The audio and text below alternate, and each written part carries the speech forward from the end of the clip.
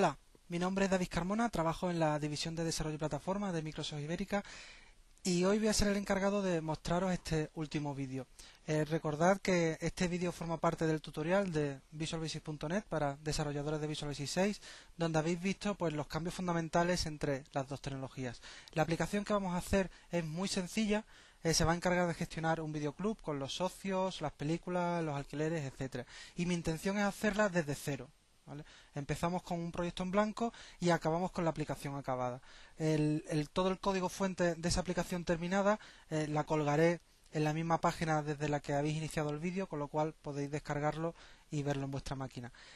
Si queréis una aplicación más compleja, porque evidentemente no vamos a tener mucho tiempo para hacer esta aplicación. Si queréis un escenario mucho más complejo, con una arquitectura distribuida, donde ya se vea una franquicia de tiendas, con la página web, el acceso desde dispositivos móviles, desde distintos clientes, con arquitectura en N capas, etcétera, etcétera, tenéis la aplicación padre, digamos, con toda la funcionalidad en la web www.desarrollaconmsdn.com. Ahí tenéis una aplicación que se llama MSDN Video, que es un escenario mucho más complejo y os la podéis descargar con el código fuente, también con más vídeos donde se explica la implementación y con un tutorial incluido. ¿Vale? Bien, en este caso lo que vamos a hacer es una aplicación sencilla, pero donde veamos los conceptos fundamentales de Visual Basic.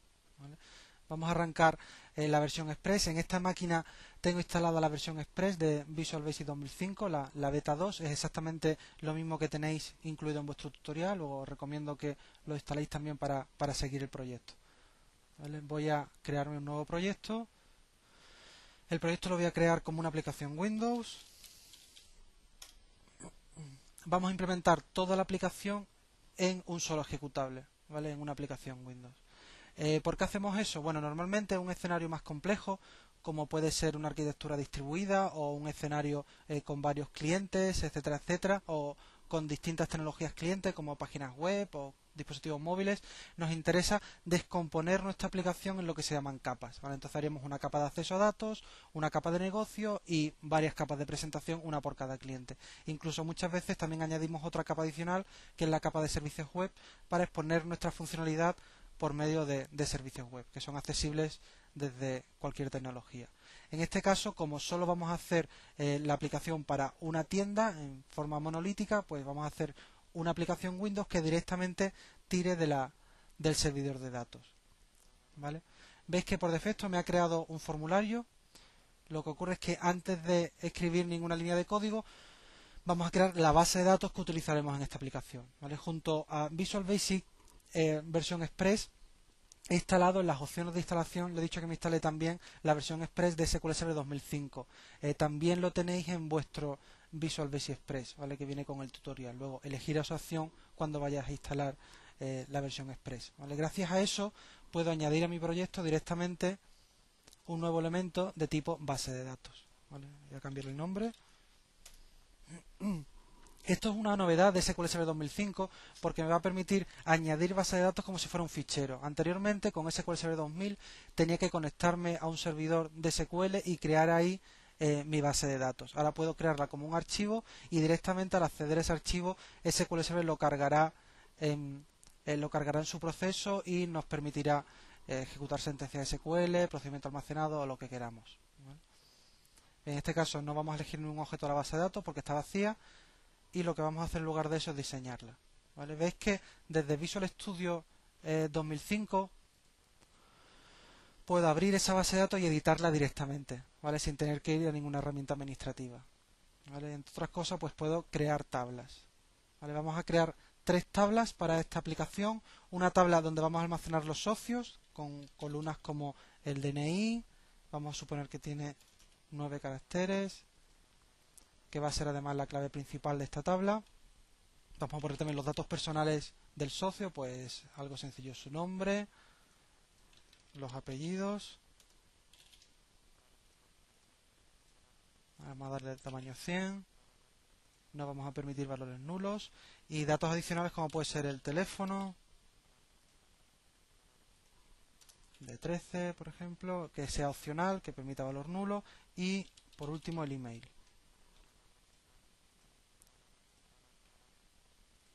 Vale, con esto ya tengo mi primera tabla, le voy a poner de nombre socios, me voy a crear mi segunda tabla.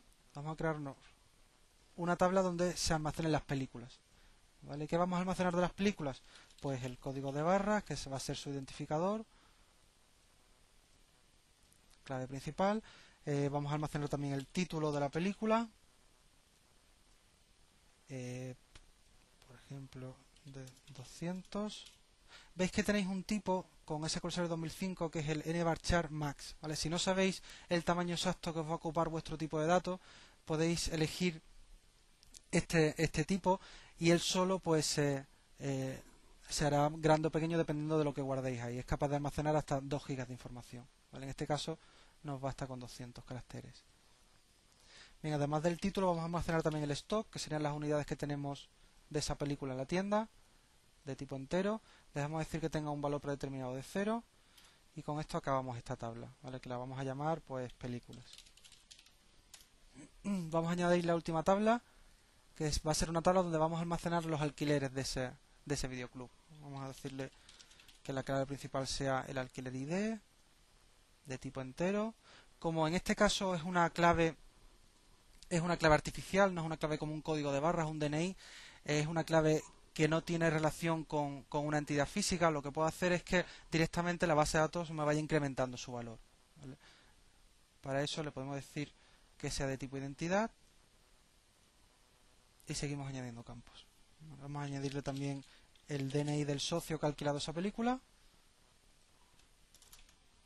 que no sea opcional. Vamos a añadirle también el código de barras de la película que ha alquilado.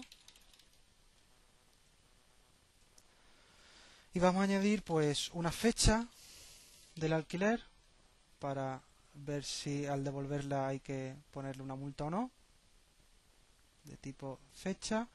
Y por último vamos a poner un flag indicando si la película ha sido devuelta ya. ¿Vale? Que por defecto le vamos a dar un valor de 0, que la película no ha sido devuelta. Vamos a ponerlo de tipo bit, que sería un boolean, que es lo que necesitamos.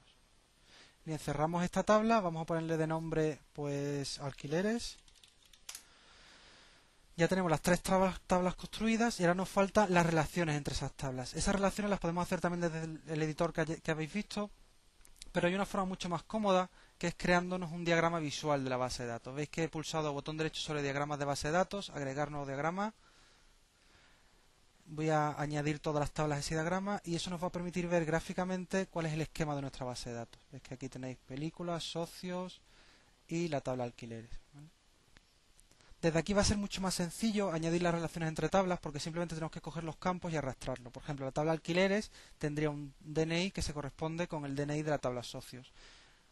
Vale, podemos dejarlo todo por defecto y el código de barras de la tabla alquileres se corresponde con el código de barras de la tabla película. ¿Vale? Bien, ya tenemos nuestras relaciones. Simplemente para funcionar en la aplicación vamos a añadir algunos registros. Veis que tengo también disponible una opción que se llama mostrar datos de tabla, donde puedo directamente pues modificar el contenido de esa tabla. Por ejemplo, una película que tenga un código de barras de 10 ceros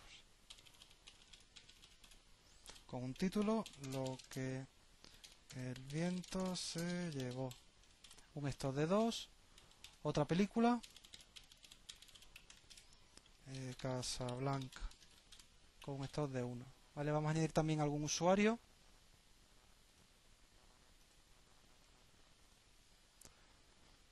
Por ejemplo, un usuario con DNI 0. La T es la letra que le corresponde al DNI 0. De nombre, Pepe Pérez. Teléfono. Email. Vamos a añadir otro usuario. Este le corresponde la R.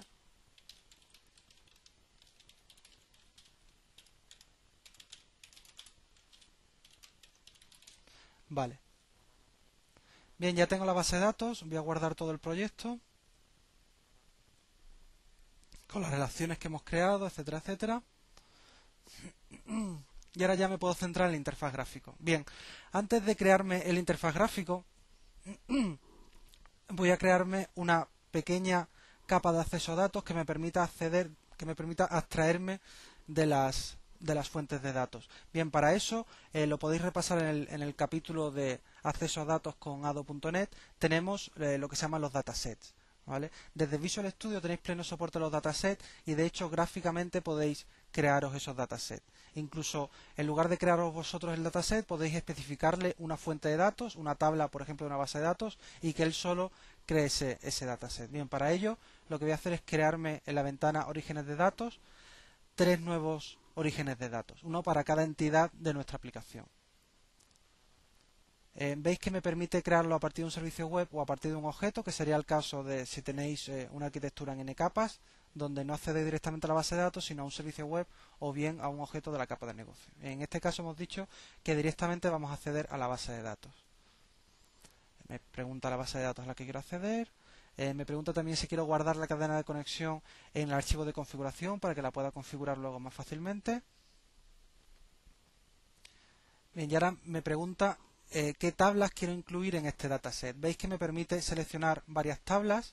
En el caso de que seleccione varias tablas me va a crear una entidad que suele ser muy útil para las relaciones maestro-detalle. Por ejemplo, una entidad factura que está relacionada con una entidad detalle-factura, pues esas dos tablas la podíamos encapsular en una sola entidad. En este caso no tenemos ese tipo de entidades, sino que directamente vamos a seleccionar una entidad para cada tabla. ¿Vale? Vamos a tener una entidad para los alquileres, que la voy a llamar alquileres DS.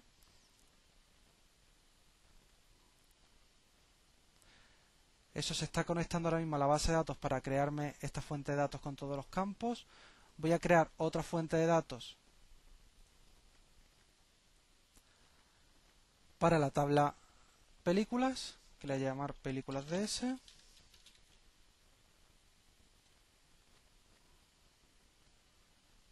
Y voy a crear otra fuente de datos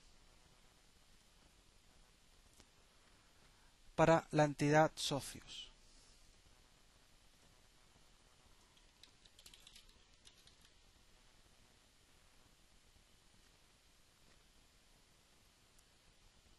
Bien, ¿qué es lo que me ha creado esto? Como veis aquí podéis navegar por esta fuente de datos que me ha creado, automáticamente te detecta el tipo y podéis directamente también editar el dataset que hay asociado con esa fuente de datos. Veis que he pulsado con el botón derecho editar dataset con el diseñador y aquí se os definen dos cosas. Por un lado, la entidad asociada, que como veis pues tiene los campos de la base de datos. Esto le podemos cambiar el nombre también si queremos, pues por defecto alquiler ID, socio DNI, etcétera, etcétera.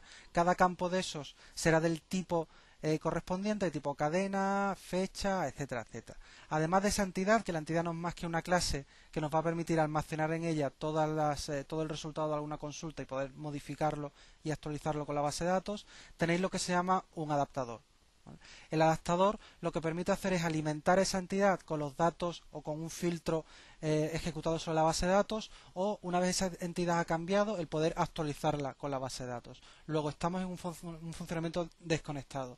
¿Vale? Por un lado, alimentamos la entidad alquileres, que es una clase derivada de dataset que está en memoria. Eso lo podemos modificar sin estar conectado con la base de datos, y cuando acabemos con esas modificaciones utilizamos de nuevo el adaptador para sincronizar esos cambios con la base de datos. Vamos a almacenarlo todo. Bien, y después de esto nos queda, ya tenemos tanto nuestra base de datos como las entidades asociadas a esa base de datos, entidades en memoria que simbolizan a nuestros objetos de negocio, en este caso alquileres, películas y socios, y también tenemos ese adaptador que nos va a permitir a sincronizar esas entidades en memoria con la base de datos. Ahora nos queda desarrollar el interfaz gráfico de la aplicación.